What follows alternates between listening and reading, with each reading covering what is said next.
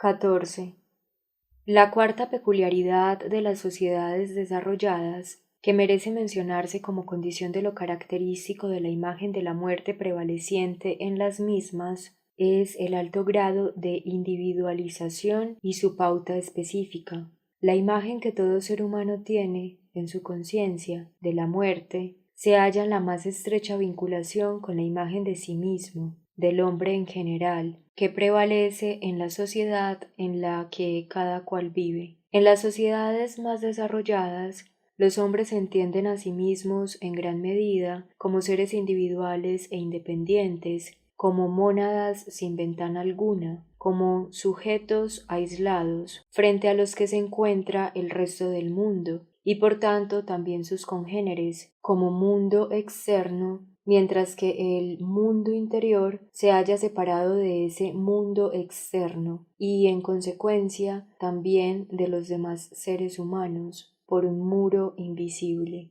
Esta forma de vivirse a sí mismo, la propia imagen del Homo clausus, característica de un determinado estadio de civilización, se halla a buen seguro en la más estrecha relación con un modo también específico de experimentar anticipadamente la propia muerte y, en las situaciones críticas, de vivir la propia extinción. Pero la investigación de la experiencia de morir, por razones que tienen que ver con su represión social, se encuentra todavía en sus comienzos. Queda aún mucho por hacer hasta que comprendamos mejor las vivencias de los moribundos y la relación en la que están con la forma en que se ha desarrollado su vida y con su propia imagen. De una manera velada, con ayuda por ejemplo de conceptos tales como misterio o nada, las consideraciones de los filósofos existencialistas implican a veces la proyección en la muerte de una imagen del hombre cuasi solipsística, y otro tanto cabe decir del teatro del absurdo. También los representantes de esta tendencia artística parten implícita y a veces explícitamente del supuesto previo de que la vida de un ser humano, tal como ellos la entienden, es decir, como la vida de un ser que en el fondo se encuentra aislado, separado herméticamente del mundo, tiene que tener un sentido por sí sola, incluso, quizá, un sentido predeterminado. Cuando no son capaces de encontrar ese tipo de sentido, se les antoja que la existencia humana es absurda y se sienten desilusionados. La falta de sentido de la existencia humana, de este modo fundamentada, queda corroborada para ellos en la comprobación de que todo ser humano debe morir. Es comprensible que una persona que cree vivir como un ser aislado y carente de sentido muera también como tal, pero esta concepción del concepto de sentido no es menos equívoca que la imagen del hombre de la que forma parte. También la categoría de sentido recibe aquí su impronta a través de la imagen del Homo clausus, el hecho curioso de que, por la mediación del lenguaje, datos de todo tipo, incluido el dato de la propia vida, pueden tener sentido para los hombres, ha sido, desde tiempo inmemorial, objeto de abundantes reflexiones filosóficas. Pero, con muy escasas excepciones, se ha intentado en estas reflexiones acceder al problema del sentido estableciendo como sujeto del sentido, a la manera filosófica tradicional, un ser humano individual en el vacío, una mónada aislada, un yo herméticamente cerrado, para alcanzar quizá a partir de ahí, en un grado más alto de generalidad, el ser humano aislado, el yo universal o, según los casos, la conciencia en sí. Se espera también, de manera expresa o no, que cada hombre por sí solo, como mónada aislada, tenga un sentido, y se lamenta el absurdo de la existencia humana cuando no se encuentra este tipo de sentido. Pero la categoría de sentido no puede entenderse cuando se refiere a un ser humano individual o a un universal derivado de él. Es constitutiva de lo que llamamos sentido la existencia de una pluralidad de seres humanos, interdependientes de este o de aquel modo, y que se comunican entre sí. El sentido es una categoría social, y el sujeto correspondiente a esta categoría social es una pluralidad de seres humanos vinculados entre sí. En el intercambio mutuo, los signos que se dan unos a otros y que pueden ser diferentes de un grupo humano a otro, adquieren un sentido, que inicialmente es un sentido común. Los grupos humanos que hablan una lengua común pueden servir como modelo básico, como punto de partida para toda discusión en torno a los problemas del sentido. La comunicación por medio de lenguas es una característica exclusivamente humana, única como la búsqueda de sentido. Ninguna otra cosa viviente es capaz de comunicarse de este modo.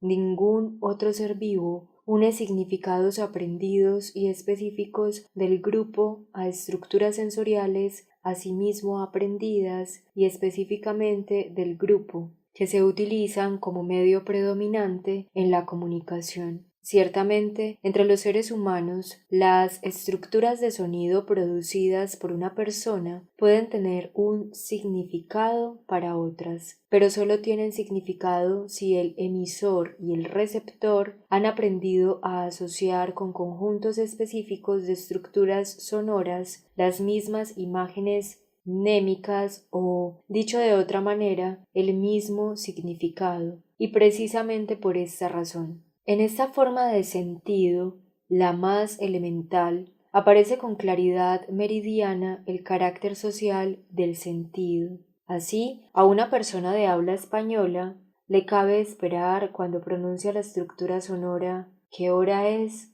Que otra persona hispanohablante asocie con esta estructura sensorial la misma imagen mnémica que el hablante y responda con un sonido portador de imagen apropiado tal como son exactamente las 4:15, pronunciada en plena calle en París. La estructura sonora ¿qué hora es? Puede que no produzca ninguna respuesta o que provoque una mirada de incomprensión. Esos sonidos carecerían de sentido en un contexto social diferente. Todo ser humano se vincula a otros desde la temprana infancia, aprendiendo a utilizar, como medio de emisión y recepción de mensajes, un código de símbolos específico de un determinado grupo o, dicho en otras palabras, una lengua. Cada individuo singular puede, en cierta medida, apartarse de este sentido, pero cuando la desviación es excesiva, se pierde, en el presente o en el futuro, la comunicabilidad de sus signos y con ello su sentido.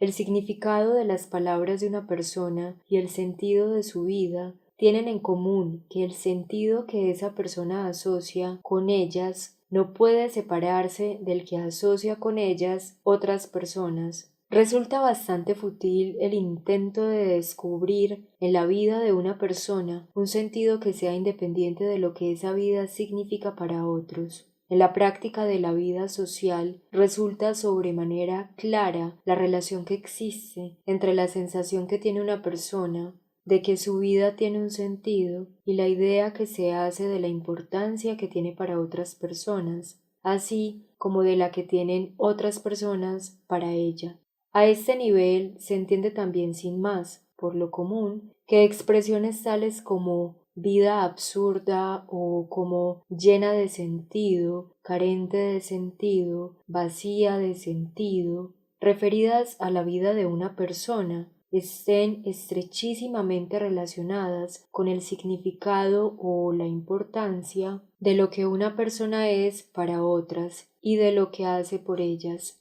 Pero en la reflexión sobre sí mismo fácilmente se evapora la comprensión de este hecho.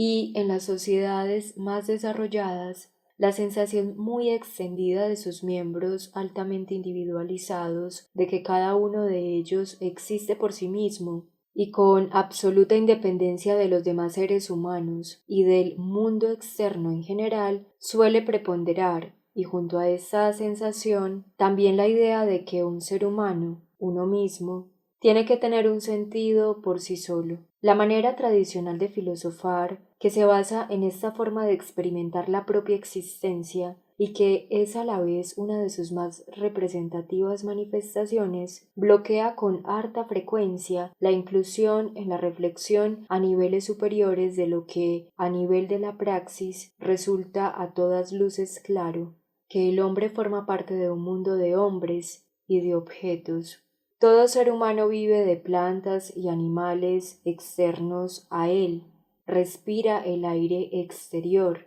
tiene ojos que perciben la luz y los colores exteriores, le han traído al mundo una madre y un padre exteriores, ama u odia a otros seres humanos a sí mismo externos, siente amistad o enemistad por ellos. A nivel de la práctica social sabe perfectamente todo esto, pero en la reflexión distanciada estas experiencias quedan a menudo reprimidas y entonces los hombres de las sociedades más diferenciadas suelen experimentarse a sí mismos como seres o entes cuyo interior se halla totalmente separado de ese mundo externo.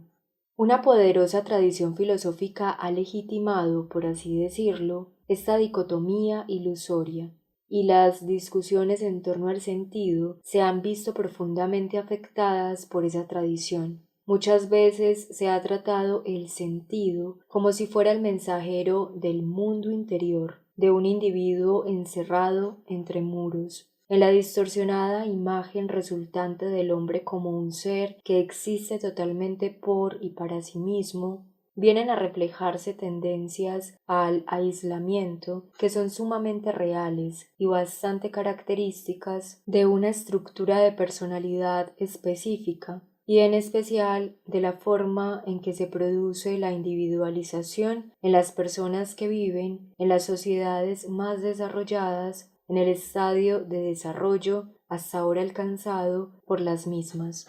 Los mecanismos de autocontrol suelen incorporarse en estas sociedades de manera tan eficaz a las personas que están creciendo, que los interesados los experimentan como un auténtico muro que impide el paso a los impulsos y afectos dirigidos a otras personas y a otras cosas, con lo que queda cortado el paso hacia ellas. Anteriormente hemos contemplado el problema del aislamiento y la soledad de los moribundos, sobre todo en relación con la actitud que hacia ellos adoptan los supervivientes. Pero ahora tenemos que complementar esta visión. Es comprensible que las tendencias al aislamiento y la soledad en esas sociedades se hallen también establecidas en la estructura de la personalidad de los propios moribundos, y tampoco cabe duda de que en todos los casos existe una diferenciación específica de clase, sexo y generación.